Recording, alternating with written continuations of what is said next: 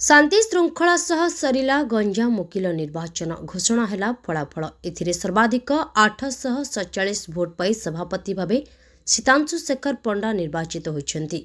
सेहिभଳି सर्वाधिक 949 भोट पाई संपादक भावे जगन्नाथ मिश्र निर्वाचित होइछन्ति।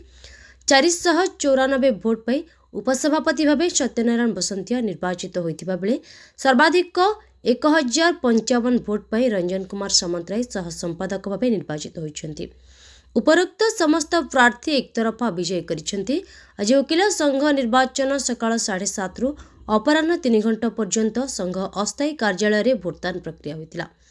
चलित वर्ष बार काउंसिल को अनुमोदन अनुसार गंजाम वकील संघर मोट 1763 जन आईनजीवी भोट देवाई योग्य होइतिबा बेले सेमानक मध्यरु मोट 1534 जन आईनजीवी आज निजर मत सब्यस्त करिसेंति।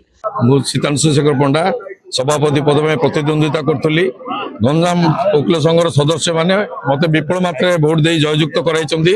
से श्रेय पूरा गंजाम वकील संघर समस्त सदस्य को जाउछि। या मोर विजय नुहे, गंजाम वकील संघर प्रत्येक वकील विजय।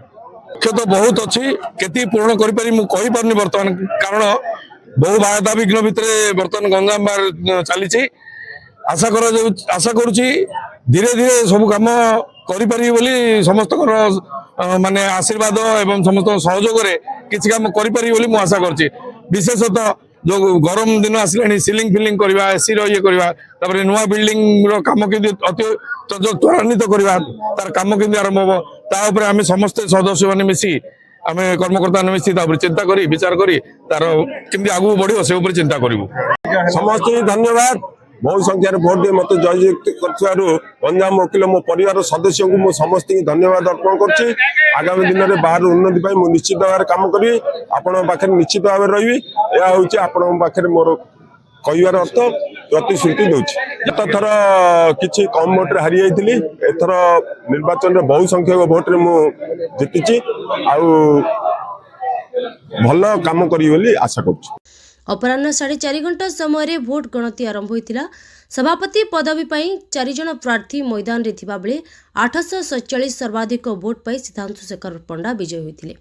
निरंजन पाणिग्राही मोट 427, रविंद्र कुमार देव 97 और टीके रेड्डी मोट 152 भोट पाइथिले। सीतांशु मोट 420 अधिक भोट पाई विजय होइछन्ति। सेहिपरि उपसभापति भावे सर्वाधिक 494 भोट सत्यनारायण बसंतिया विजय होइतिबा बेले अनिल कुमार पंडा 414, सीमांचल विषय 401, श्रीकांत महापात्रा मोट 214 भोट पाइथिले। सत्यनारायण बसंतिया मोट 80 खंड अधिक भोट पाई विजय होइछन्ति। सेहिपरि प्रथम राउंड आगुआ रही मोट सर्वाधिक 949 भोट पाई संपादक भावे जगन्नाथ मिश्र विजय मुकुट पिंधिथिबा बेले मदन मोहन पात्र 407, टीटू कुमार पात्र 169 मोट भोट पाइथिले। जगन्नाथ मिश्र 542 खंड अधिक भोट पाई विजय मुकुट पिंधिछन्ति। सह संपादक भावे रंजन कुमार सामंतराय सर्वाधिक 1055 भोट पाई विजय होइतिबा मनोज कुमार नायक 61, मनोरंजन पाढ़ी 29 और मीराबाई पाणिग्राही मोट 383 भोट पाइछन्ति। रंजन कुमार सामंतराय 672 अधिक भोट पाई विजय होइछन्ति। निर्वाचन अधिकारी नयन चंद्र महापात्र समस्त विजयी प्रार्थी नाम घोषणा करथिले। मोट 37 खंड भोट नाकच होइतिबा जଣା पड़छि। सुरक्षा दृष्टि आज कोर्ट परिसर में पुलिस मुतयन रहिथिले। विजय तालिका घोषणा हेबा परे कोर्ट परिसर में बाण फुटा हेबा सह मिठा बंटन होइतिला। ब्रह्मपुर गोपाल कृष्ण रेड्डी रिपोर्ट, गंजाम समाचार।